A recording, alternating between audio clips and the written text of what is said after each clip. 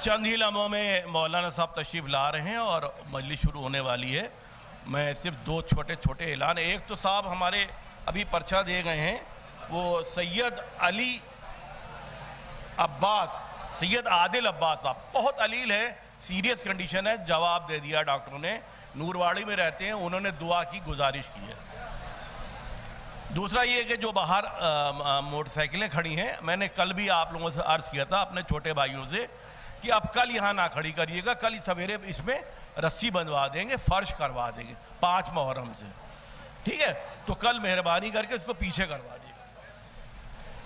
और दूसरा, जो हजरात अंदर कूड़ा फेंक के गए थे, हमें एक फ़ोन आया था, हम नाम नहीं बताएंगे, कि वहाँ कूड़ा है, गंदगी है जनाब सलामुल्लाह अलैह के रोज़े के जरी के सामने, तो वो आप लोग मेहरबानी करके अपने साथ में ही लाइए और एक पॉलीथीन लाइए, उसमें लेके जाइए। अब मैं कुछ मजालिस के ऐलान हैं वो पंडित जी करेंगे।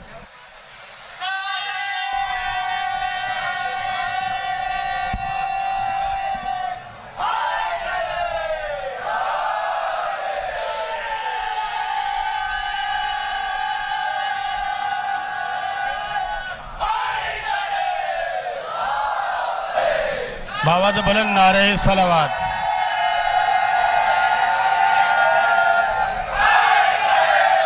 क्योंकि हम लगा रहे नारा, हम लगा रहे हैं। बावाद बुलंद नारे सलावत।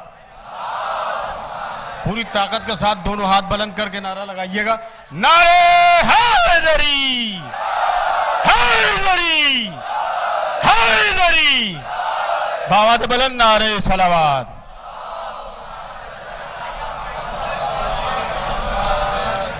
पाँच मुहर्रम को करबला दियानतुद्दौला में 5 बजे से पहर को खतीब अहले बैत आली जनाब मौलाना सैयद मोहम्मद अस्करी जैदी साहब क़िबला सैयद मोहम्मद अस्करी साहब क़िबला मजलिस को ख़ताब फरमाएंगे। उसके बाद शहज़ादे अली असग़र के झूले की गहवारे की ज़ियारत कराई जाएगी। आप हज़रात से गुजारिश है कि उसमें भी शिरकत फरमाए, कर दिया जाए। और 4 मुहर्रम को यानी आज हर साल की तरह दौलतगंज में 4 मुहर्रम को एक मजलिस अज़ा मुनक़िद होगी। इसमें भैया वक्त नहीं लिखा है। और इस मजलिस को आली जनाब मौलाना खलीक अहमद साहब क़िबला ख़ताब फरमाएंगे। आप हज़रात से गुजारिश है कि इसमें भी कसीर तादाद में शिरकत फरमाइएगा। और यह ऐलान जनाब अहसन सईद आबदी साहब और जनाब मोहसिन साहब की जानिब से किया जा रहा है कि अज़ा खाना हसनैन में यतीम खाने के रूबरू मरसिया खानी के मजालिस का सिलसिला जारी है। मुख्तलिफ मरसिया खान हज़रात मरसिया पेश फरमा रहे हैं। आप हज़रात से गुजारिश है कि उसमें शिरकत फरमाएँ। 11 मुहर्रम को जनाब नैयर मजीद साहब के अज़ा खाने में सुबह 10 बजे मजलिस अज़ा मुनक़िद होगी। मौलाना मीसम जैदी साहब क़िबला ख़ताब फरमाएंगे। आप हज़रात से गुजारिश है कि उसमें कसीर तादाद में शिरकत फरमाएँ। और 12 मुहर्रम को बाद मग़रिबैन जनाब असूल असवाल साहब की जानिब से लाडो खानम के इमामबाड़े में, और उसके बाद मोहानी फाटक में जनाब सईद रिजवी साहब के अज़ा खाने में, और उस मजलिस के बाद बाग मक्का में मोहम्मद सईद साहब के अज़ा खाने में, ये 3 मजलिसें मुनक़िद होगी सिलसिलेवार। और इन तीनों मजलिसों को आफ्ताब ख़िताबत अली जनाब मौलाना मीसम जैदी साहब क़िबला ख़ताब फरमाएंगे। 14 मुहर्रम को सरफराजगंज में जनाब गुड्डू साहब के अज़ा खाने में शब में ठीक 8 बजे मजलिस अज़ा मुनक़िद होगी। इस मजलिस को खतीब सदाक़त अली जनाब मौलाना सैयद अली मुत्तक़ी जैदी साहब क़िबला ख़ताब फरमाएंगे। आप हज़रात से गुजारिश है कसीर तादाद में शिरकत फरमाइएगा। 5 मुहर्रम को यानी कल रुस्तम नगर में जनाब ज़फ़र हुसैन साहब के अज़ा खाने में मजलिस अज़ा मुनक़िद होगी शब में 9 बजे। आप हज़रात से गुजारिश है उसमें भी शिरकत फरमाइएगा। और 6 मुहर्रम तक जनाब अंसार हुसैन साहब के अज़ा खाने में खतीब अहले बैत आली जनाब मौलाना मीसम जैदी साहब क़िबला का बयान जारी है। 7 मुहर्रम को शायर अहले बैत जनाब मुख्तार लखनवी साहब के अज़ा खाने में 9:30 बजे शब में मजलिस अज़ा मुनक़िद होगी। आप हज़रात से इसमें भी शिरकत की गुजारिश है। कश्मीरी मोहल्ला सरगापार के सामने जनाब अनीस संदीलवी साहब मरहूम के अज़ा खाने में मजालिस का सिलसिला जारी है। अब्बास मेहंदी इफ्तिखारी साहब क़िबला ख़ताब फरमा रहे हैं। आप हज़रात से गुजारिश से शिरकत फरमाएँ। बैतुल हुज़्न में खतीब अहले बैत आली जनाब मौलाना अबू तालिब मेहंदी साहब क़िबला 9 मुहर्रम तक मजालिस को ख़ताब फरमा रहे हैं 8:30 बजे। आप हज़रात से गुजारिश है कि उसमें भी कसीर तादाद में शिरकत फरमाएँ। जनाब आकिल रहो साहब के अज़ा खाने में आज शब में मजलिस अज़ा मुनक़िद होगी 8:30 बजे। आप हज़रात से गुजारिश है रुस्तम नगर मॉडल कॉलोनी में, आप हज़रात से गुजारिश है उसमें भी कसीर तादाद में शिरकत फरमाएँ। और ये ऐलान ख़ास तौर से फरमा लें कि 11 मुहर्रम को रुक जाइए, ऐलान सुनिए, 11 मुहर्रम को इसी हुसैनिया में शब सुयूम की मजलिस मुनक़िद होगी। इस मजलिस को आफ्ताब खिताबत आली जनाब मौलाना मीसम जदी साहब क़िबला खिताब फरमाएंगे। आप हज़रात से गुजारिश है कसीर तादाद में शिरकत फरमाइएगा। नारे सलावत।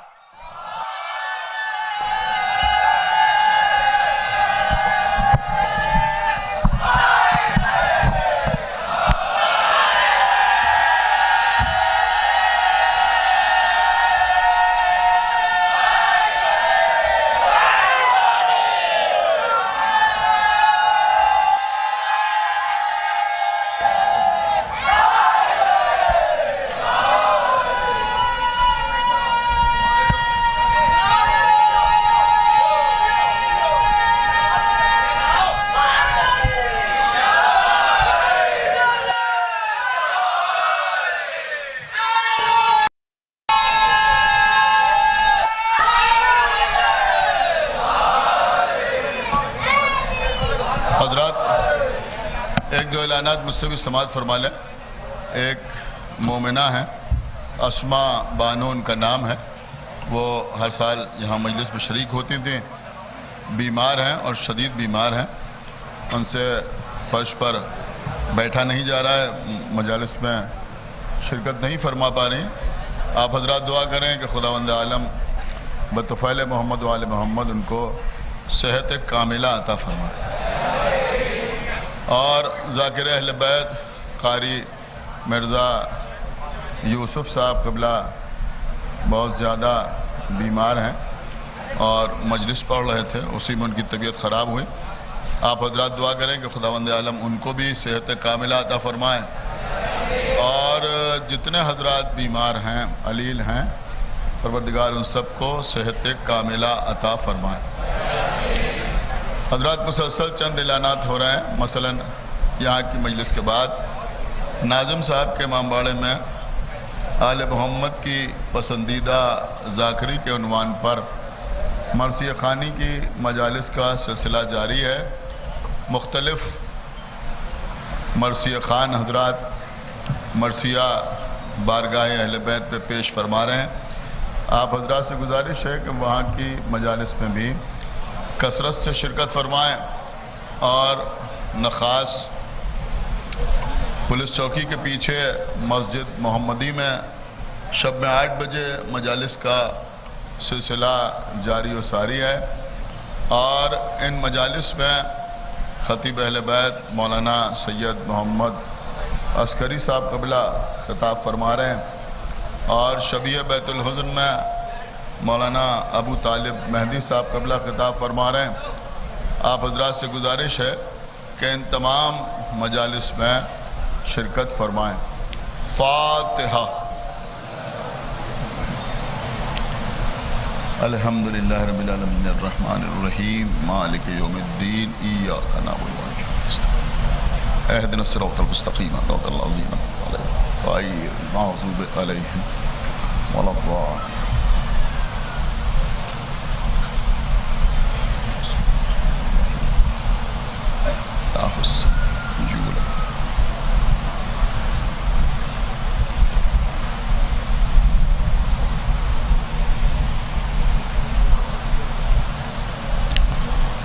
औज़ु बिल्लाहि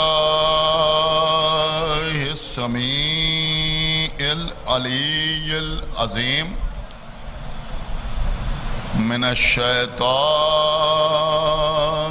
लईनिर रजीम। बिस्मिल्लाहिर रहमानिर रहीम।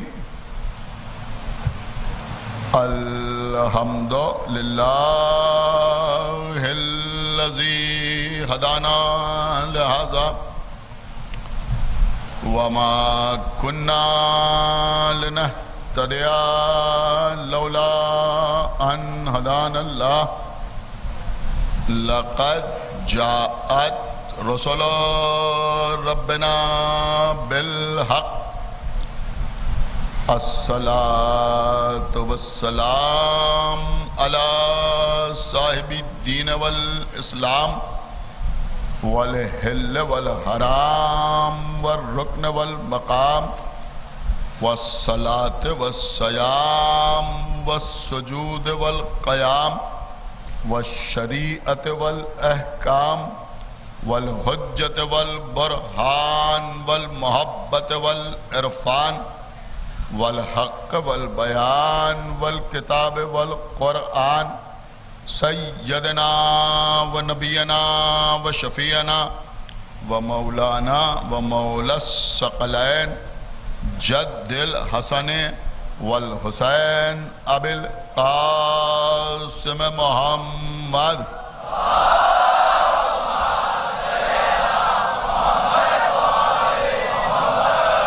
व अला अहल बैतिहि तय्यबीन अत्ताहिरीन अल-मासूमीन अल-मज़लूमीन अल-मुंतखबीन अल-मुंतजबीन अल्लज़ीना अज़हबल्लाहु अन्हुमुर रिज्सा व तहहरहुम तत्हीरा।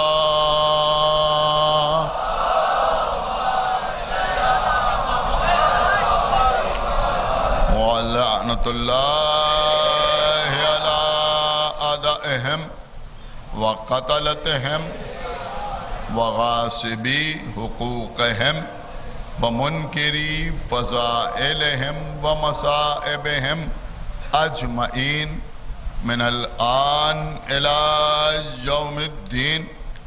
अम्मा बादु फ़क़द क़ालल्लाहु सुब्हानहु तबारका व तआला फ़ी किताबिहिल मजीद व फ़ुरक़ानिहिल हमीद व क़ौलुहुल हक़।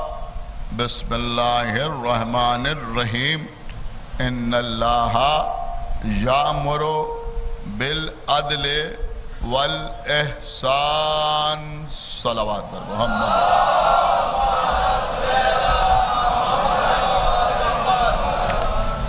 हज़रत सूरह मुबारक नहल में इरशाद अक़दस इलाही हो रहा है कि अल्लाह तुमको अदल और एहसान का हुक्म देता है। आज इस सिलसिले की चौथी मजलिस मुनअक़िद हो रही है। इससे पहले की 3 मजालिस में मैंने आपकी खिदमत में कुछ मारूज़ात पेश करने का शरफ़ हासिल किया। कल की मजलिस में गुफ्तगू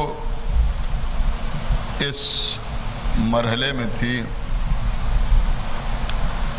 कि इमाम होने के लिए आदिल होना ज़रूरी है। इंतहा यह है कि अगर कुछ देर के लिए हम नमाज में किसी को इमाम करार देते हैं यानी इमाम जमाअत बनाते हैं तो उसके लिए भी हमारे यहाँ अदालत शर्त है। अगर आदिल न हो तो वो जमाअत की इमामत के लायक नहीं। अब ये जुज़वी इमामत है, छोटी इमामत है, आर्जी इमामत है, तो यहाँ अदालत के माना भी महदूद है। गुनाहान कबीरा अंजाम न देता, गुनाहान सगीरा पर इसरार न करता।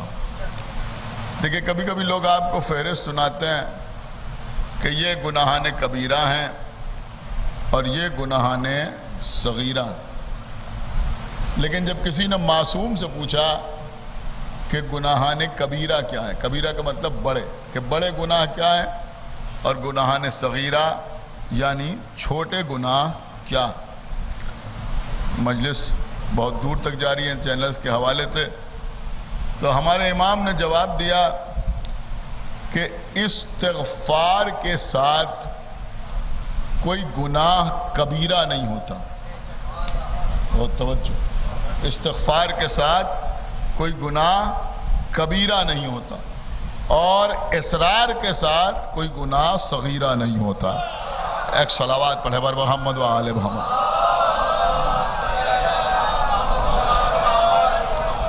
यानी इस्तिग़फ़ार बड़े से बड़े गुनाह को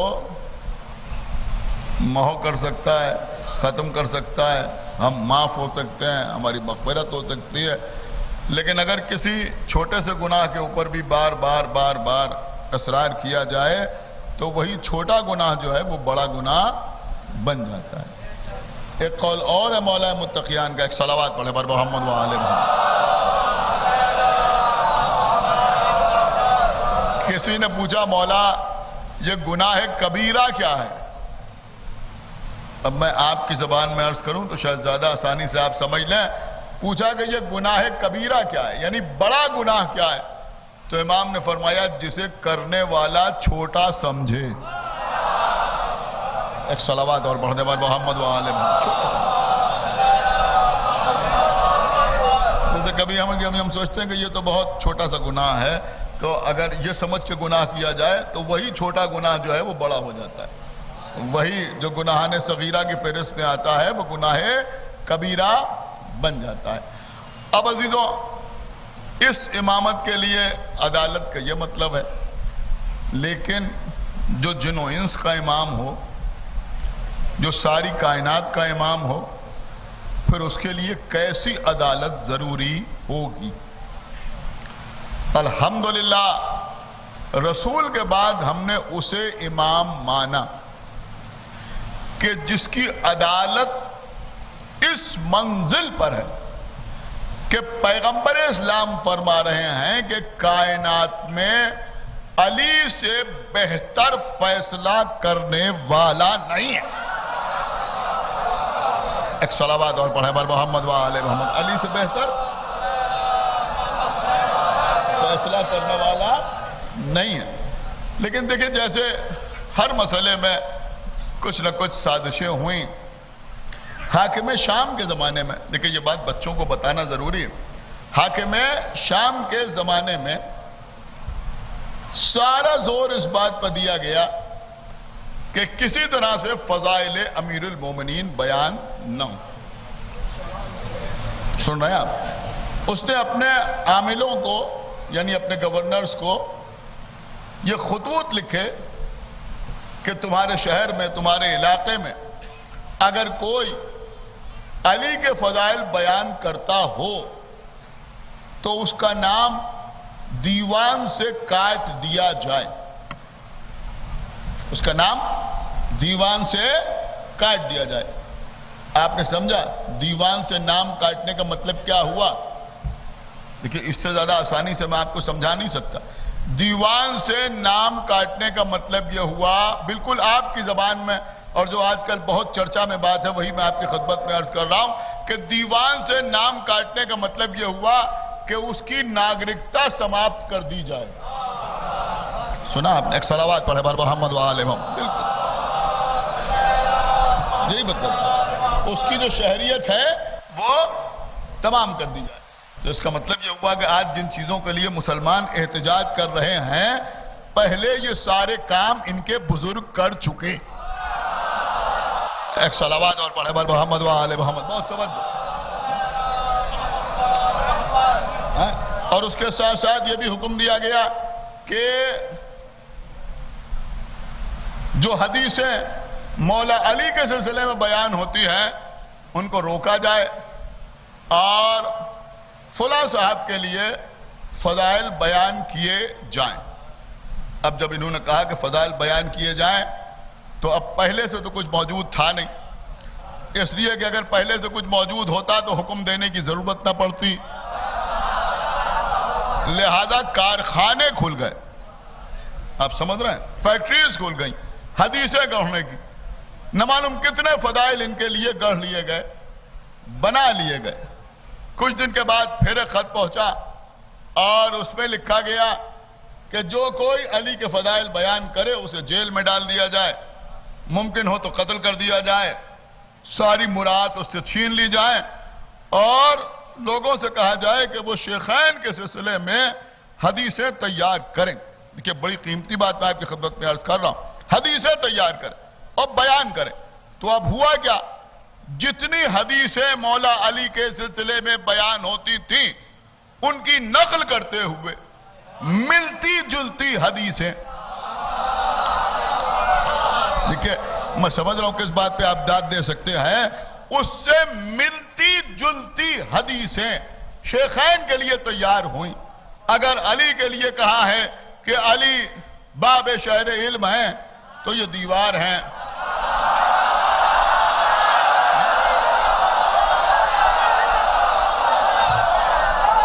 सुनिए है, ये दीवार है, ये छत है। अगर नबी ने कहा है कि मुकम्मल दीन अली से हासिल करो तो फिर नबी ने यह भी कहा है कि आधा दीन हुमैरा से लो। क्या सुन रहे हैं, बिल्कुल वैसी हदीसें तैयार की गई। अगर नबी ने फरमाया है कि इमाम हसन और इमाम हुसैन जवानाने जन्नत के सरदार हैं तो यह हदीस लोगों के दरमियान मशहूर करो कि फुला साहब बूढ़ों के सरदार हैं।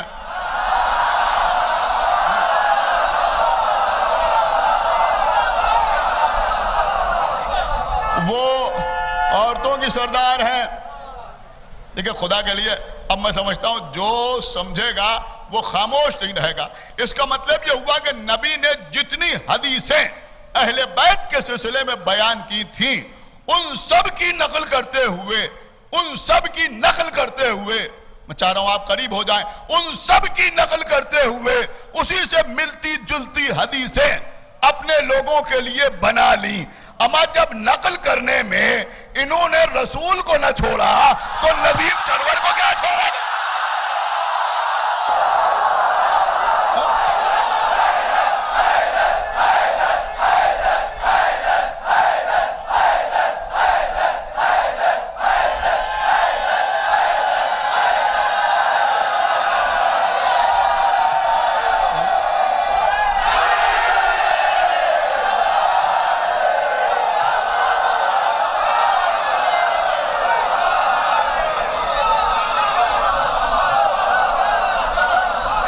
एक सलावत और पढ़े पर मोहम्मद व आले मोहम्मद।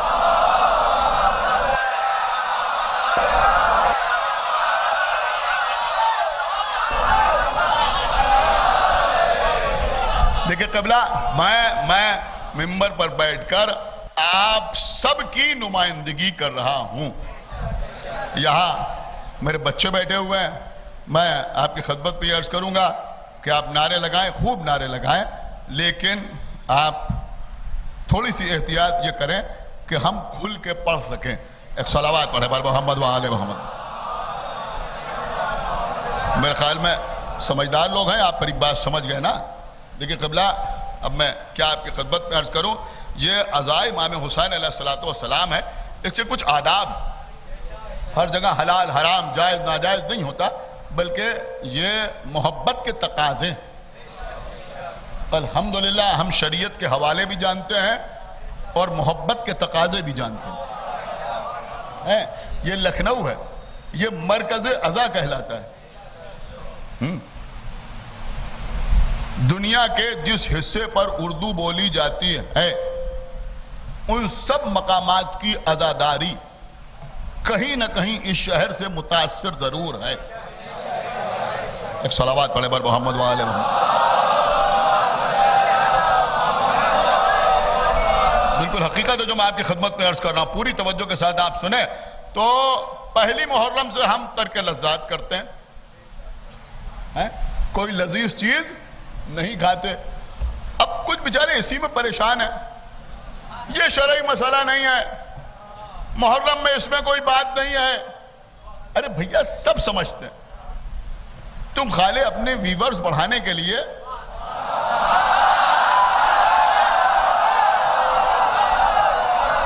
बेतुकी बातें ना करो। अगर कोई तुमसे पूछ रहा है तुम उसको जवाब दो, समझ रहे हैं आप भाई? जिसको शक है उसको जवाब दो, जिसे दर्द हो रहा है उसको सर दर्द की गोली दो।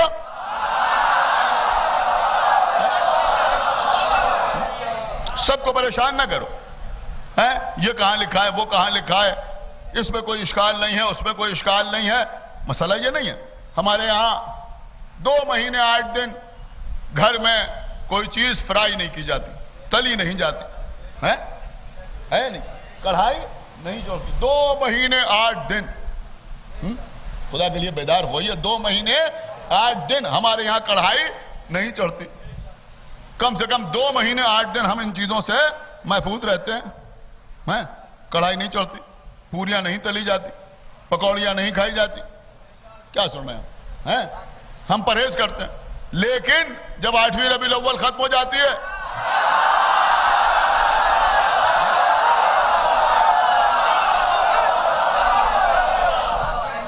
देखिए अजीजों, कहना सब चाहते हैं, लेकिन मेरे ख्याल में हर आदमी थोड़ा झिझक रहा है। लेकिन मुझे कोई वो नहीं है, अज़ा इमाम हुसैन के तहफ़्फ़ुज़ का मसला है, लिहाजा मैं आपकी खिदमत में अर्ज़ करा। मेरे बच्चे बैठे हैं, आप मेरे मिजाज से अच्छी तरह वाकिफ़ है, लिहाजा मेरी बात को समझने की कोशिश कीजिएगा। अब 9 रबीउल अव्वल को हमारे यहाँ कढ़ाई चढ़ती है। सबसे पहले क्या बनता है? गुलगुले।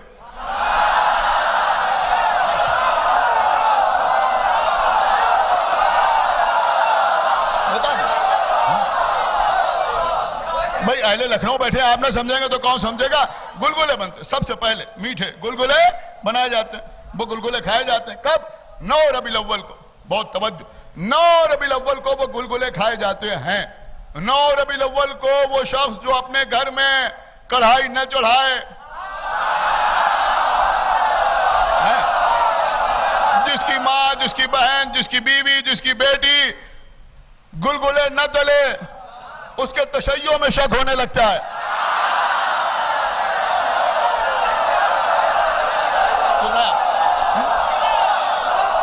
उसकी शीयत में शक होने लगता है। भाई हमारे हमेशा से ऐसे ही होता चला आ रहा है। 9 रबीउल अव्वल को कढ़ाई चढ़ेगी, उसमें गुलगुले तले जाएंगे, बाद में बाकी चीजें तली जाएंगी, उसके बाद शौक से उसे खाया जाएगा। क्यों? कि इमाम हुसैन का शौक तमाम हो गया। 8 रबीउल अव्वल को बहुत तवज्जो, 2 महीने 8 दिन इमाम हुसैन का मातम किया। अब हमारे घर में कढ़ाई चढ़ रही है, उस पर गुलगुले तले जा रहे हैं। लेकिन क़िबला, पहली मुहर्रम से 8 रबीउल अव्वल तक ये काम नहीं होता। बस अब इससे ज्यादा मैं कुछ आपसे कह नहीं सकता। अब मैं नारे लगाने वाले हजरात से 10 बस्ता गुजारिश कर रहा हूं कि भाई अय्याम अज़ा में 9 रबीउल अव्वल के गुलगुले न तलिए।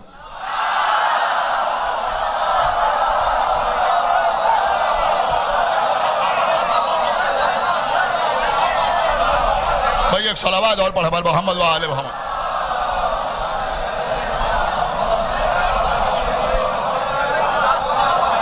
भाई एक बाबा ने बता सलावत पढ़े बल मोहम्मद व आले मोहम्मद।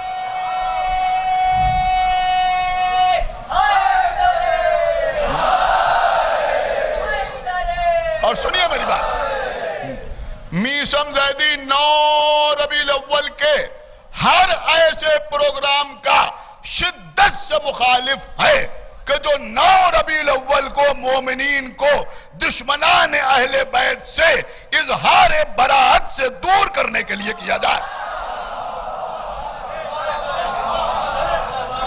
एक सलावत पढ़े बर मोहम्मद व आले मोहम्मद। बिल्कुल ऐसे प्रोग्रामों में न जाइए,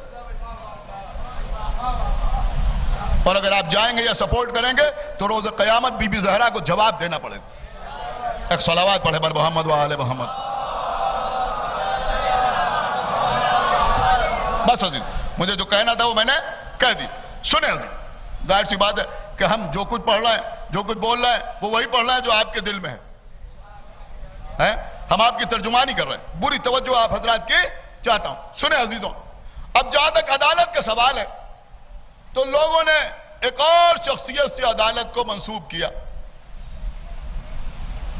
किस्से बयान होने लगे, वही जो उस दौर में गढ़े गए थे। इनके अदल का क्या कहना, इनकी अदालत का क्या कहना, आप समझ गए या नहीं? आप बात कीजिए। एक साहब वो उनकी सदाकत क्या कहना, उसके बाद उनकी अदालत, उसके बाद उनकी सखावत, फिर मौला अली की बहादुरी है, तो दूसरे नंबर पर अदालत को मंसूब कर दिया गया। खूब खूब वाकयात बयान होते हैं। आज हमसे भी 2-3 वाकये सुन लीजिए। एक सलावात पढ़ दे मोहम्मद वाले।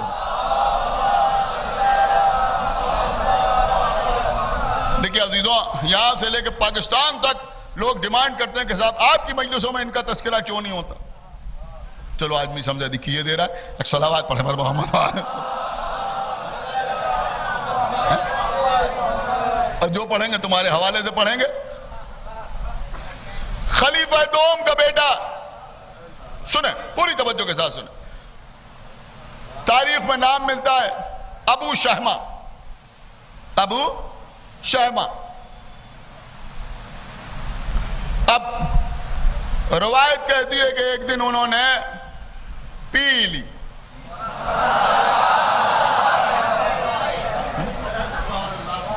बहुत तवज्जो, रवायत उनकी है। वो कह रहे हैं उन्होंने पी ली।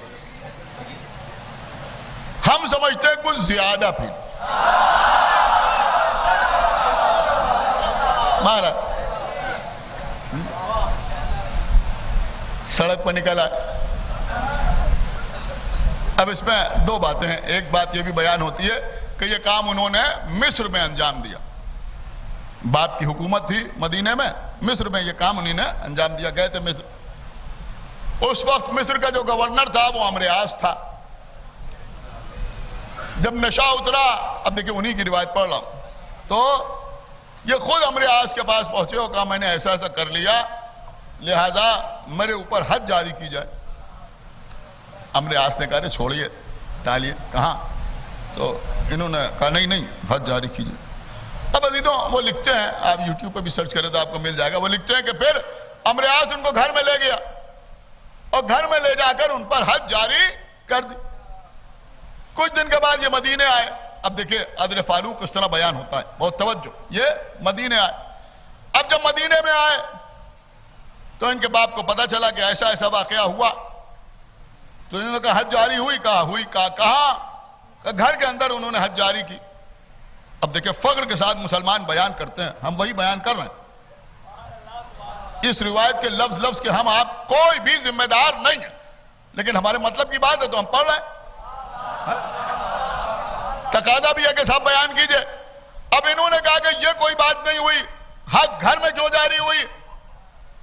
जहां बाकी लोगों पर हद जारी होती है सबके सामने, वैसे ही मेरे बेटे पर भी हद जारी हो। ऐलान कर दिया फुला दिन फुला तारीख पर मेरे बेटे पर हद जारी होगी, कोड़े लगाए जाएंगे। यही मामला तो है ना, कोड़े लगाए जाएंगे 80 या 100 जो भी हुक्म दिया हो, उनका इतने कोड़े उसे लगाए जाएंगे। अब मजमा देखने के लिए जमा हो गया। अबू शहमा को सामने लाया गया, हाथ पसे पुष्ट बांध दिए गए। कैसे कोड़े लगाए जाएं? एक शख्स से कहा तुम कोड़े लगाओ, वो कांपने लगा। जाहिर सी बात है कांपने लगा है? खलीफा के बेटे का मामला है, आसान मामला थोड़ी है। सुने सुने, देखिए सुनने वाली बात है, संजीदा बात बहुत है, आपकी खिदमत में अर्ज करा। वो कांपने लगा। दूसरे को हुक्म दिया तुम आगे बढ़ो। देखिए बड़े फख्र के साथ ये चीज बयान होती है, लेकिन मेरी बात समझे जो मैं अर्ज कर रहा हूं है। अंत भला तो सब भला। रिवायत के बिल्कुल आखिर में आपके मतलब की बात है। दूसरा वो भी कांपने लगा। उसने कहा मैं ये काम नहीं कर सकता। अपने गुलाम से कहा, उसने कहा मैं ये काम नहीं कर सकता। जब कोई ये काम करने के लिए आगे न बढ़ा तो इन्होंने खुद कोड़ा उठाया। सुने, इन्होंने खुद कोड़ा उठाया, अपने बेटे के करीब पहुंचे। अब सारा मजमा देख रहा है, इन्होंने कोड़ा उठाया मारने के लिए। बस जैसे ही अपने बेटे को कोड़ा मारने के लिए उठाया, बेटे ने इनकी तरफ देखा, कहा मैं खुशी खुशी इस सजा को कबूल कर सकता हूं, लेकिन मुझे कोड़ा वो मारे जिसने खुद कभी शराब न पिया।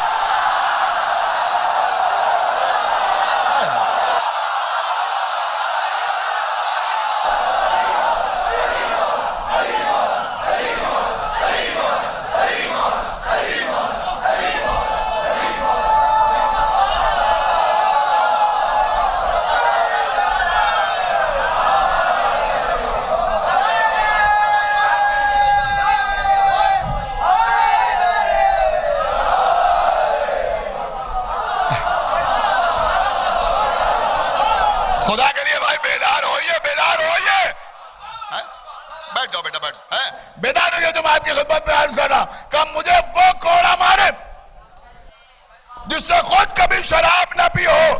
अल्हम्दुलिल्लाह हम मोहब्बत के साथ या अली मदद कहते हैं, मजबूरी में नहीं कहते। क्या सुन रहे हैं आप? हम अली को मजबूरी में नहीं बुलाते, लेकिन जब बेटे ने बाप से कहा वो कोड़ा मारे जिससे खुद कभी न पी हो, एक मर्तबा घबरा के कहा या अली।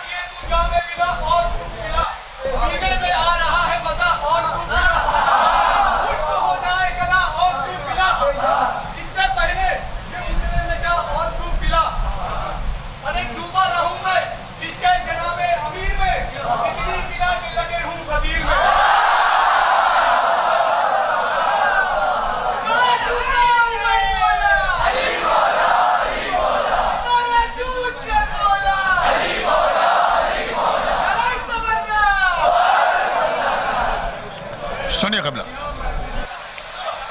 बहुत तवज्जो आप हजरात की चाहता हूँ, इंशाअल्लाह आप महसूस करेंगे। तो कबला मसला ये, एक वाक़या और सुन लीजिए। ये वाक़या आपको कुछ सुनाएगा नहीं, पूरी तवज्जो के साथ सुनिए। वलाओ के ये गढ़े हुए वाक़े हमारी नज़र में, लेकिन हैं काम के आपके लिए। लिखा जाता है कि एक दिन खलीफा दोम रात के वक्त भेष बदल कर अपनी रियाया का हाल चाल देखने के लिए घर से निकले। सुने, शहर से बाहर आए, थोड़ी दूर चले, एक झोपड़ी नुमा घर नजर आया। एक छोटा सा चिराग जल रहा था, कोई धुआं भी निकल रहा था। अंदर पहुंचे, देखा एक बूढ़ी औरत बैठी हुई है और चूल्हे के ऊपर एक बर्तन चढ़ा हुआ है, धुआं निकल रहा है। एक दो बच्चे थके हुए सो रहे। ये उस झोपड़ी में दाखिल हुए। उसने पूछा तुम कौन? सुने, उन्होंने कहा मैं अल्लाह का बंदा। तो उसने कहा बैठो। इन्होंने पूछा अम्मा क्या पका रही हो? उस औरत ने पहले अपने बच्चों को देखा, सो गए। जब उसको इत्मीनान हुआ कि बच्चे सो गए तो उसने कहा कुछ नहीं पका रही। का फिर ये बर्तन में क्या है? का पानी। तो ये आग क्यों रोशन की है? का घर में फाका था। सुने सुने, बच्चे भूखे थे, बच्चे जिद कर रहे थे, मैंने बर्तन में पानी डाल के चढ़ा दिया। बच्चों से कहा खाना पक रहा है।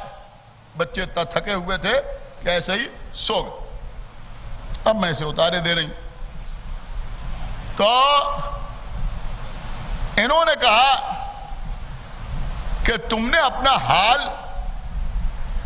खलीफा रसूल से क्यों नहीं बयान किया? देखिए क़िबला, ये नुक्ता शायद उतनी आसानी से समझ में ना आए। इन्होंने कहा तुमने अपना हाल खलीफा रसूल से क्यों नहीं बयान किया? कल तुम सुबह जाओ और जाकर दरबार में अपना हाल खलीफा रसूल से, अमीरुल मोमिनीन से बयान करो। एक मर्तबा बुढ़िया ने सर उठाया, कहा तुम अजब अहमक आदमी मालूम होते हो। सुने सुने सुने, जुमला सुने बुढ़िया का। उसने कहा अजब आदमी मालूम होते हो, तुम मुझसे कह रहे हो कि मैं जाके खलीफा रसूल और अमीरुल मोमिनीन से अपना हाल बयान करूं। अरे अगर वो अमीरुल मोमिनीन होता तो उसे खुद मेरा हाल मालूम होता।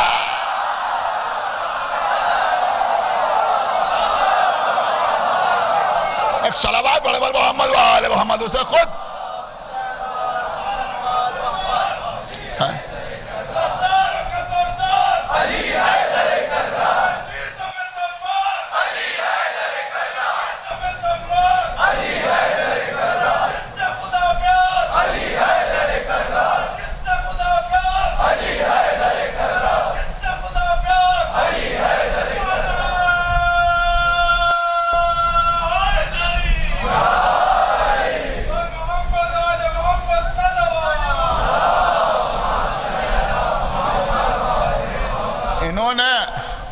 घबरा के उससे पूछा कि क्या तुमको खलीफा की तरफ से कोई इमदाद नहीं मिली? उससे कहा कसम खुदा की एक दरहम नहीं मिला, एक दरहम नहीं मिला। पर वो कहने लगी रोज कयामत में अल्लाह से हाकिम की शिकायत जरूर करूंगी कि मुझे एक दरहम नहीं मिला। अब उनकी रिवायत कहती है ये रोने लगे और रो रो के कहने लगे कि ये बताओ कि तुम्हें कितने दरहम दे दिए जाएं जो तुम खलीफा को बख्श दो और रोज कयामत उसकी शिकायत न करो। बुढ़िया ने कहा मुझे तो शिकायत करना ही करना है। इन्होंने मिन्नत समाजत की, कुछ बार्गेनिंग हुई। सुने सुने, 25 दिरहम पर वो बुढ़िया राजी हो गई। इन्होंने 25 दिरहम उसे दे दिए, 25 दिरहम उसे दे दी। 25 दिरहम देने के बाद कहा देखो अब अल्लाह की बारगाह में मेरी शिकायत न करना, अब अल्लाह की बारगाह में मेरी शिकायत न करना। अब अजीजों ये कहते हैं कि उसी वक्त मौला अली और अब्दुल्ला इब्न मसूद वहां पर आ गए और जब अली आए तो वो बुढ़िया अली को पहचानती थी। सुने, अली ने उससे कहा तुम इन्हें पहचानती है? उससे कहा नहीं। अली ने तारुफ कराया, घबरा गई बुढ़िया। अब इनका अदल बयान करने के लिए बयान होता है कि इन्होंने कहा बुढ़िया से कि तुम परेशान ना हो, हमने तुम्हें 25 दिरहम दे दिए, देखो अब कयामत में हमारी शिकायत अल्लाह से न करना। फिर कहने लगे कि कहीं कागज और कलम है। सुन रहा है मजमा या नहीं सुन? खुदा के लिए बेदार हो, ये कहीं कलम और कागज है? आपने कुछ गौर किया? रसूल को न देने वाला बुढ़िया से मांग रहा है कहीं कलम और कागज है, उसने कहीं कलम और कागज तो नहीं है। तो अब इनका तकवा दिखाने के लिए लिखा गया कि इनके अबा पर एक पैबंद लगा हुआ था, इन्होंने उसको जुदा किया। समझ रहे हैं? उसको जुदा किया और उसके ऊपर लिखा कि मैं 25 दिरहम लेती हूं और मैं कयामत में अल्लाह से इनकी शिकायत न करूंगी। और बुढ़िया से कहा कि तुम दस्तखत करो। अब अल्लाह जाने बुढ़िया ने दस्तखत की या अंगूठा लगाया, हमें इससे कोई ताल्लुक नहीं। अब वो लिखते हैं कि फिर इन्होंने कहा या अली आप गवाह की हैसियत से इस पर दस्तखत कीजिए। क्या सुन रहे हैं आप? अब्दुल्ला इब्ने मसूद गवाह की हैसियत से इसके ऊपर दस्तखत करें। अब ये कहते हैं कि इन्होंने ये हुक्म दिया कि जब मैं मर जाऊं तो ये पारचा मेरे कफन के साथ रख दिया जाए। सुन रहे हैं आप? ये पारचा मेरे कफन के साथ रख दिया जाए। अगर आज शिया अपने जनाजों में कफन के साथ शहादत नामा रखे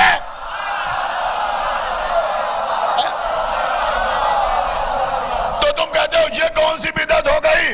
अरे तुम्हारे खलीफा कह रहे हैं ये पारचा, सुना आपने, कफन के साथ मेरे साथ रख दिया जाए। गवाह किसे बना रहे हैं? मौला अली को। अब बुढ़िया के मामले में अली गवाह हो सकते हैं, फदक के मामले में गवाह है।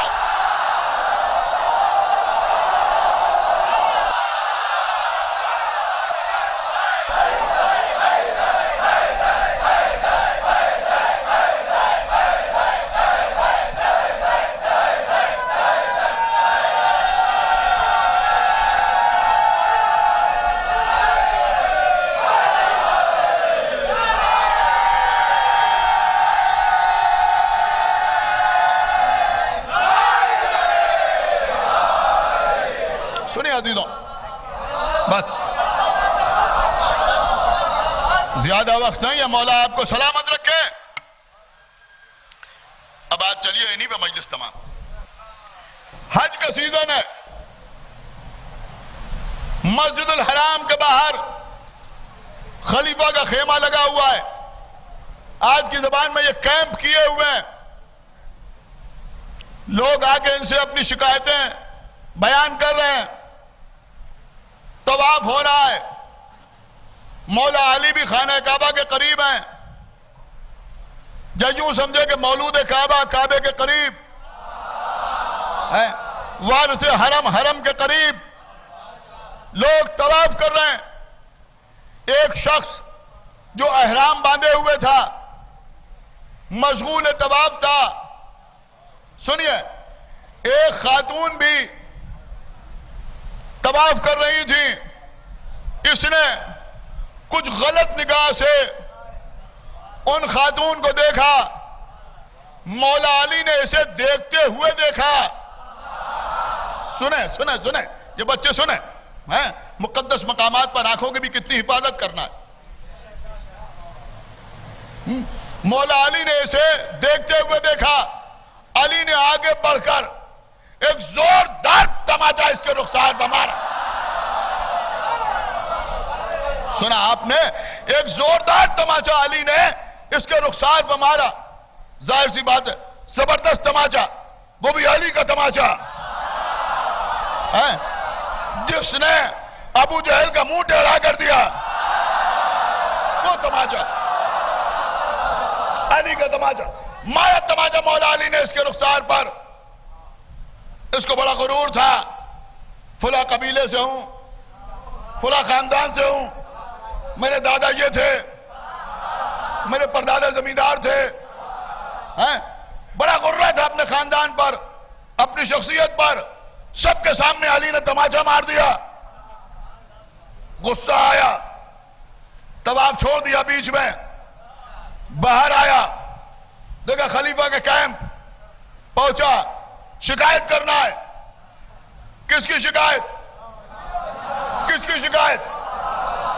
काली की। क्या हुआ? कैसा ऐसा हुआ? क्या हुआ? क्या काली ने तमाचा मार दिया? इतनी सी बात पर कोई तमाचा मारने की जरूरत थी? हम आपसे शिकायत करने के लिए आए हैं। आप अली से पूछिए कि उन्होंने ऐसा क्यों किया है। आपको मालूम है खलीफा दोम ने क्या जवाब दिया? खलीफा दोम ने जवाब दिया कि ऐनुल्लाह ने देखा, वजहुल्लाह ने मारा।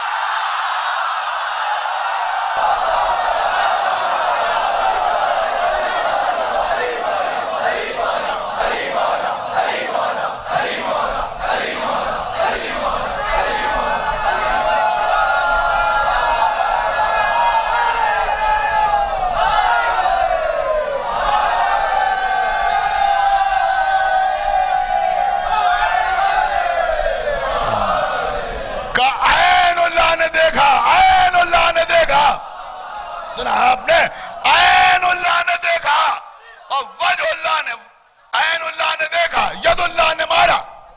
सुना आपने? ऐनुल्लाह ने देखा, यदुल्लाह ने मारा, अल्लाह की आंख ने देखा। सुनाया? अल्लाह की आंख ने देखा, अल्लाह के हाथ ने मारा, अल्लाह के हाथ ने मारा। ये तो जरा जरा सी बात में लोगों पर गुलू का फिलू जो हमें लगता है। किसी ने कुछ बोल दिया, वो कहते कि गुलू कर दिया। मौला अली के सिलसिले में ये कह दिया और मौला अली के सिलसिले में वो कह दिया। अमा अली का हक गस्ब करने वाला, अली की जगह बैठने वाला क्या कह रहा है? ऐनुल्लाह ने देखा। सुनाया? ऐनुल्लाह ने देखा, यदुल्लाह ने मारा। अमा जब वो अली को ऐनुल्लाह और यदुल्लाह कह रहा है तो क्या फदाइल बयान करने में हम इससे भी नीचे चले जाएं?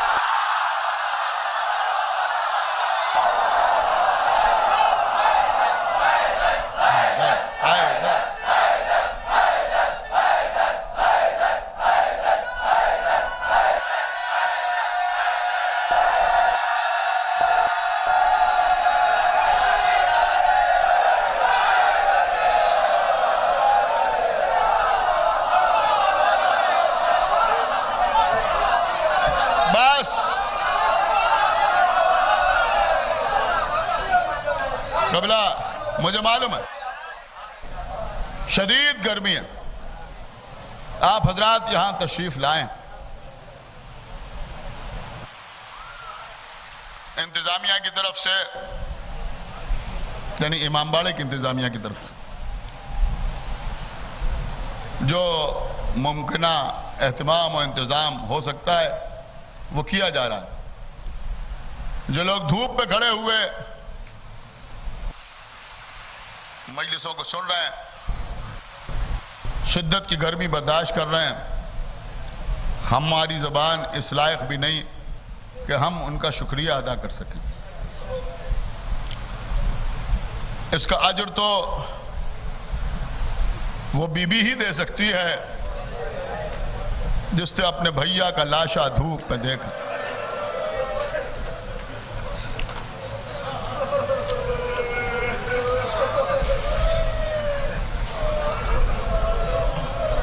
देखिए कबला, यहां पंखे लगाए गए हैं, कूलर लगाए गए हैं। कुछ लोग गैर इरादी तौर पर कूलर के आगे खड़े हो जाते हैं। पीछे पलट के देखिए जो खड़े हुए।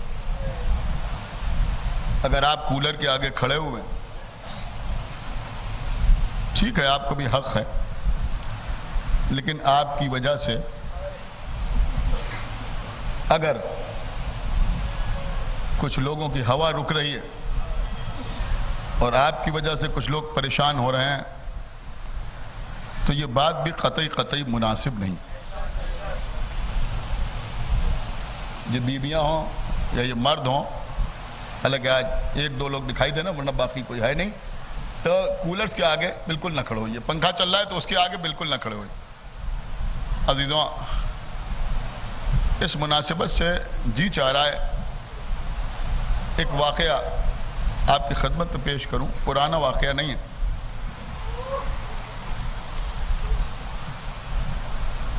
बम्बई में एक साहब हैं, हमारे दोस्त हैं, उनका नाम है मुस्तफ़ा पारिक। महफिल शाह खुरासान के ट्रस्टीज़ में उनका शुमार। पढ़े लिखे आदमी हैं, मोतबर और मुस्तनद आदमी हैं, अच्छा बिजनेस है, शरीफ आदमी है।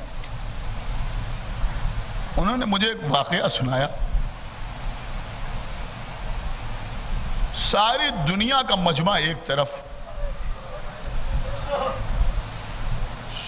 दुनिया में किसी भी मकाम पर कोई गैदरिंग हो वो एक तरफ,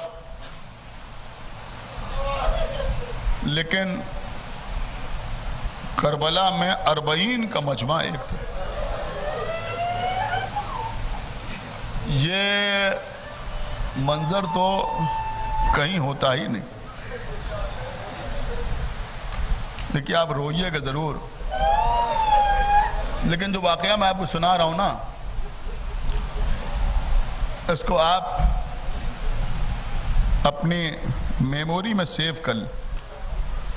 जब कहीं तबर्रुक बट रहा हो तो ये वाकया जहन में रखें। जब अलम को बोसा देना हो, मैं समझता हूं कि शायद जिन लोगों की वजह से आज मुहर्रम के अलम में या रमज़ान में ताबूत में प्रॉब्लम्स होती हैं, शायद वो बच्चे इस मजलिस में आते ही नहीं। कम से कम यहाँ बैठा हुआ मजमा, मुझे उम्मीद है कि ऐसा काम नहीं करता और ना आगे करेगा, इसलिए कि आपकी वजह से किसी दूसरे को जरा सी भी तकलीफ ना होने हैं। वो भी अज़ादार है। आप जवान हैं, कोई बूढ़ा आ रहा है, वैसे तो मौत और ज़िंदगी अल्लाह के हाथ में है, लेकिन उसकी ज़िंदगी के बज़ाहिर दिन कम है। आपकी अल्लाह जिंदा रखे, सलामत रखे, लिहाजा अगर आप बोसा न दें और वो बोसा दे ले तो ज़्यादा बेहतर। समझ रहा? हर जगह जज्बात नहीं दिखाए जाते। अब वाकई आप सुनेंगे। मुस्तफ़ा पारिक साहब ने मुझे बताया कि उनके उस्ताद ने अपना एक तजुर्बा उनसे शेयर किया कि अभी 5-7 साल पहले वो नजफ से करबला जा रहे थे, मशी हो रही, पैदल जा रहे थे। अब बार बार आपको सुनाना नहीं, आप जानते हैं मशी में क्या आलम होता है। दुनिया में यही एक ऐसा मंजर होता है कि जहां कोई किसी की खुशामद इसलिए नहीं करता कि हमें खाना खिला दो, खुशामद इसलिए होती है पैर पकड़ पकड़ के कि तुम खाना खा लो, पानी पी लो।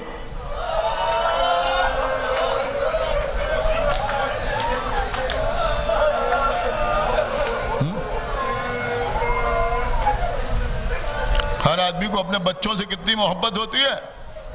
कोई पैदल चला जा रहा है, एक आदमी छोटे से बच्चे को लेके आया है और कह रहा है कि तुम इससे अपने पैर दबवा लो, हमारे बच्चे से अपने पैर दबवा लो। आम लोग नहीं, डॉक्टर्स, इंजीनियर्स, बड़े बड़े बिजनेसमैन लोगों को पैर दबा रहे, अमामा बांधे हुए लोग, मुअम्मम, समझ रहे हैं आप, हौजे के फारिग बैठे हुए हैं, क्या कर रहे हैं? अज़ादारों के जूतों पर पॉलिश कर।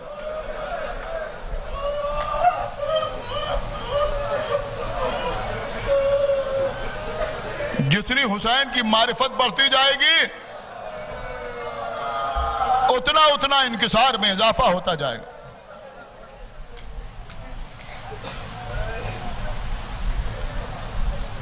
एक शख्स अरब जियारत के लिए जा रहा है, पैदल चलता हुआ थक गया, एक मौक़िफ़ के पास पहुंचा, इतना थक चुका था कि अब उसकी इतनी हिम्मत नहीं थी कि अंदर जाके बिस्तर पर लेट जाए।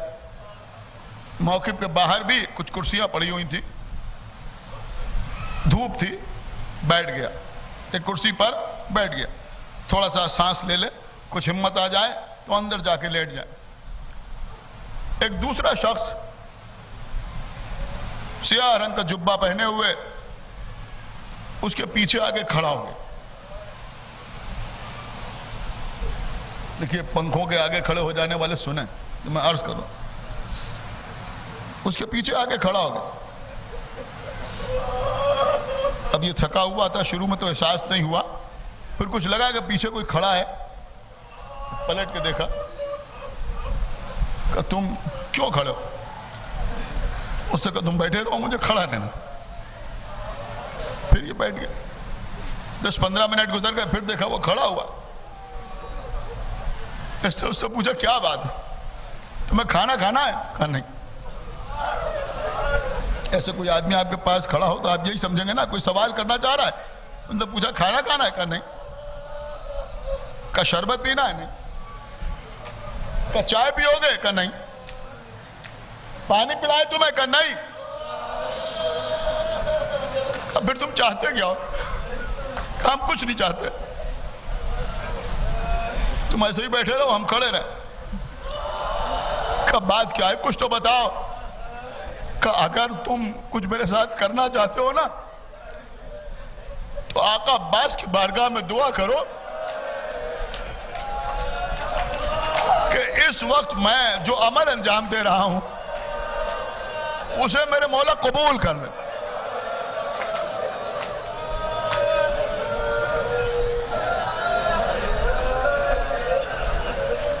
उसे मेरे मौला कबूल कर ले। उसने कहा तुम क्या अमल अंजाम दे रहे हो? उन्होंने कहा ये ना पूछो, तुम बस दुआ करो। इन्होंने इसरार किया। उसने कहा देखो मेरे हालात इस वक्त बहुत खराब हो चुके हैं, गुर्बत ने मुझे घेर लिया, मेरे पास अपने खाना खाने के लिए पैसे नहीं हैं, 40 का मौका है, आका हुसैन के मेहमान आ रहे हैं, मैं पहले उनकी बड़ी खिदमत किया करता था, अब मेरा आलम यह है कि मैं सबील लगाना तो दूर की बात, लंगर करना बड़ी बात, मैं किसी एक जायर को खाना नहीं खिला सकता। कहना खाना तो बड़ी चीज है, इतनी रकम नहीं है किसी एक जायर को एक चाय पिला दे। ये जो पानी के छोटे छोटे गिलास बट रहे हैं, एक गिलास खरीद के मैं किसी जायर को नहीं दे सकता, लेकिन मैं एक खिदमत अंजाम दे रहा हूं जो मेरे बस में है। तुम दुआ करो कि मौला अब्बास इस खिदमत को कबूल करे। ऐसे का बताओ तो तुम क्या खिदमत अंजाम दे रहे हो? मैं तुम्हारे पीछे इसलिए खड़ा हूं कि जितनी देर तुम बैठे रहो मैं धूप रोक सकूं।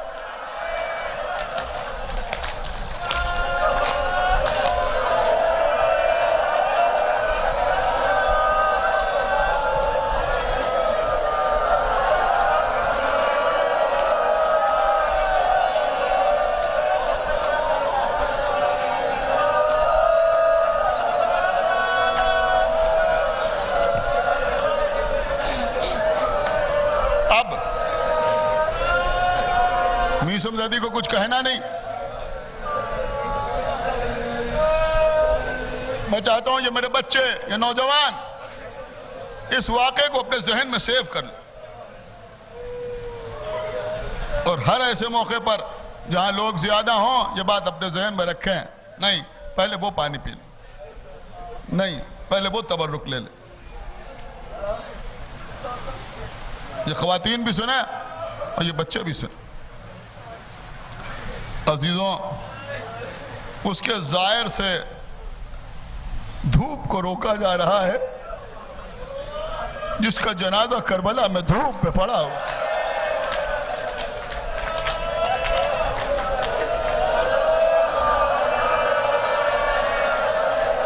बहुत देर मैंने पढ़ लिया, बहन फरियाद कर रही है, ए भैया हुसैन। मैं धूप में लेटी हुई थी, आप अबा से साया करके खड़े हो गए। ए मेरे भैया, आज आपका लाशा धूप में पड़ा हुआ है, लेकिन वो बहन क्या करे जिसके सर से चादर छीन ली गई।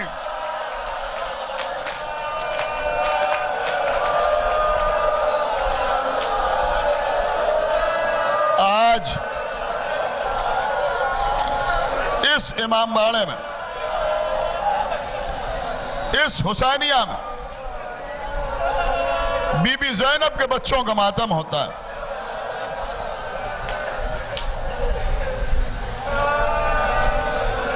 औन मोहम्मद,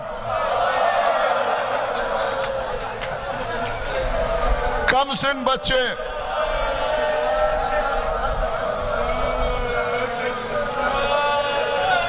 शब आशूर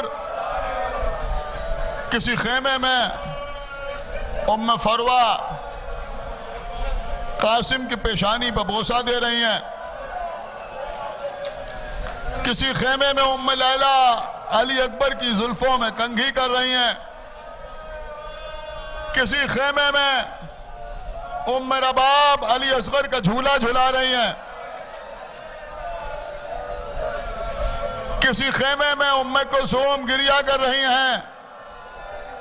चादर का मुहाफिज भाई समझा रहा है, छोटा भाई मिसल औलाद के होता है, कल आपकी तरफ से मैं हुसैन पर अपनी जान कुर्बान करूंगा। और एक कमरे में ज़ैनब, सामने औन मोहम्मद बैठे हुए हैं। देखो मेरे बच्चों, कहीं ऐसा ना हो कि कासिम मारे जाए तुम जिंदा रहो। अब्बास शहीद हो जाए तुम जिंदा रहो। अली अकबर मर जाए तुम जिंदा रहो।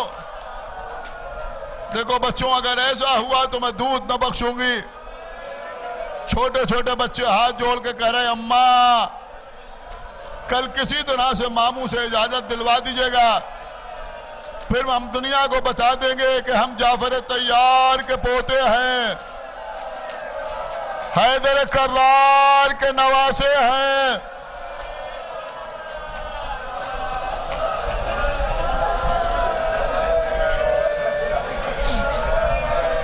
आशूर का सूरज नमूदार हुआ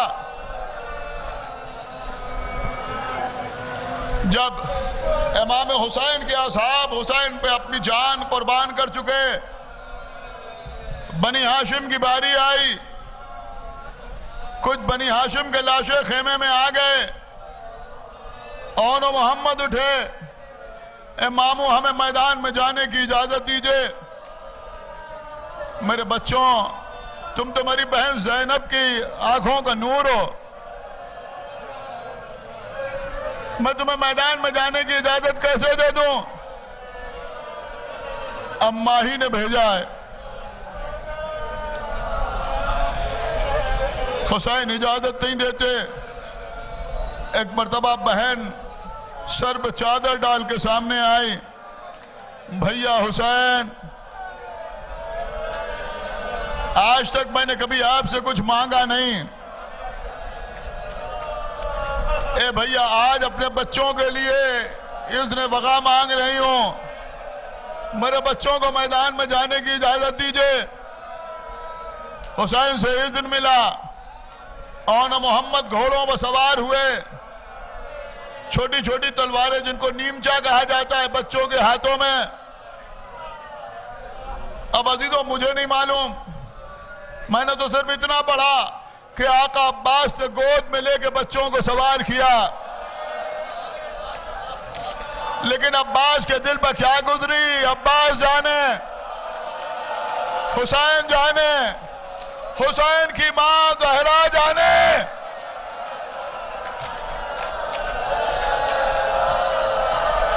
आंखों में आंसू,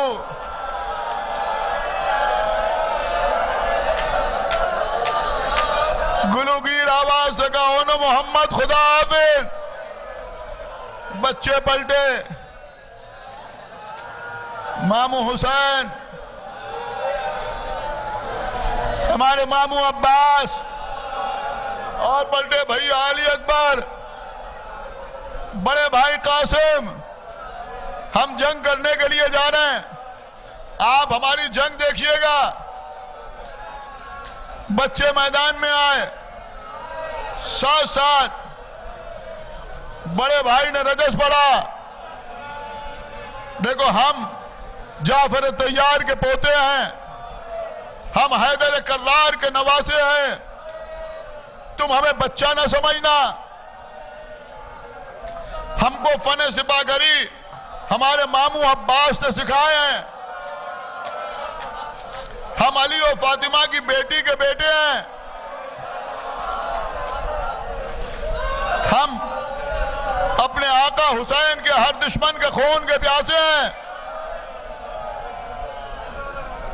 लश्कर सामने आया, बच्चों ने तलवारें निकाली, जंग शुरू हुई। कुछ देर में ऐसा लग रहा था जैसे हैदर कर्रार और जाफर तैयार साथ साथ जंग कर रहे हो। बच्चे जिधर निकल जाते थे, लाशों के अंबार लग जाते थे। एक मर्तबा किसी ने कहा, इन दोनों भाइयों से जंग न कर सकोगे, एक को दूसरे से जुदा कर दो। एक नाका दोनों बच्चों के घोड़ों के दरमियान से गुजारा गया। एक भाई दूसरे भाई से दूर हुआ, बीच में लश्कर हायल होता चला गया। भाइयों के दरमियान फासला बढ़ता गया। इतनी दूर एक भाई दूसरे भाई से हुआ कि औन ने घोड़े की रकाबों पर जोर दिया। खड़े होकर अपने भाई को देखना चाहा, लेकिन बीच में इतने नैज़े, इतनी तलवारें कि एक भाई दूसरे भाई को देख न सका। कयामत हो गई। हुसैन के कानों में औन की आवाज आई, आका हुसैन, मेरी खबर लीजिए। भैया अब्बास, आगे बढ़ो। इससे पहले कि आगे बढ़ते, कुछ फासले से दूसरी आवाज आई मोहम्मद की, मामू हुसैन अलविदा।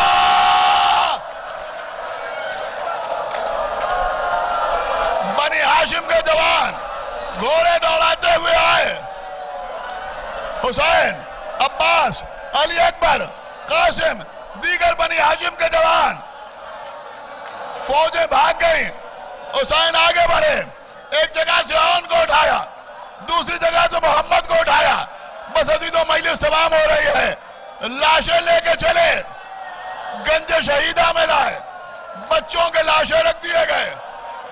ये वो खेमा था जहां तमाम शुहदा के लाशें रखे गए थे। ज़ैनब ने आज़ा का यह एहतिमाम किया था कि जब किसी का लाशा आता था तो जो बीबी उसकी वारिस होती थी उसे बिठाया जाता था। सब बीबियां उसे पुरसा देती थी। जब उन्हें मोहम्मद के लाशें आए, कयामत का गिरिया इस खेमे में हुआ। उम्मे कुलसूम ने भांजों की लाशों को देखा, सरो सीना पीट के नौहा किया। फिर उम्मे कुलसूम ने सारी बीबियों के दरमियान देखा, अरे बड़ी बहन की खिदमत में पुरसा भी तो पेश करना है, लेकिन ज़ैनब कहीं नजर नहीं आई। उम्मे कुलसूम खेमे से निकली, दूसरे खेमे में देखा, तीसरे में देखा, चौथे में देखा। अब जो एक खेमे में पहुंची, जाके क्या देखा कि तन्हा खेमे में ज़ैनब बैठी हुई है, मुसल्ला बिछा हुआ है, हाथ उठे हुए हैं। ए परवरदिगार, मेरे बच्चे सुरखरू होके वापस आए, मेरे बच्चे सुरखरू होके वापस आए।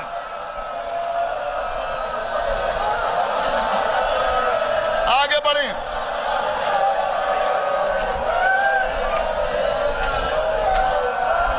छोटी बहन ने बड़ी बहन का बाजू पकड़ा, बहन ज़ैनब, बच्चे आ गए। चलिए, गंज शहीदा में बच्चों के लाशें रखे हुए। ज़ैनब मुसल्ले पर से उठी, बहन के साथ चलती हुई गंज शहीदा में आई। आगे देखा कि बच्चों के लाशें रखे हुए हैं। बीबियों ने समझा कि जनाब ज़ैनब अपने आप को और मोहम्मद की लाशों पर गिरा देंगी और उनके लबों को चूमेंगी, मोहम्मद के रुखसारों के बोसे देंगी। लेकिन ज़ैनब आगे बढ़ी, बस मजलिस तमाम। दोनों लाशों के दरमियान थोड़ी सी जगह बनाई, थोड़ी सी जगह बनाई, सर को सजदा खालिक में रखा। ए परवरदिगार शुक्र है तेरा, शुक्र है तेरा। अरे मेरे बच्चे मारे गए, मेरी कुर्बानियों को कबूल कर ले, मेरे भैया को बचा ले। हाय ज़ैनब की मजलूमी, हाय ज़ैनब की मजलूमी। मुसाफिर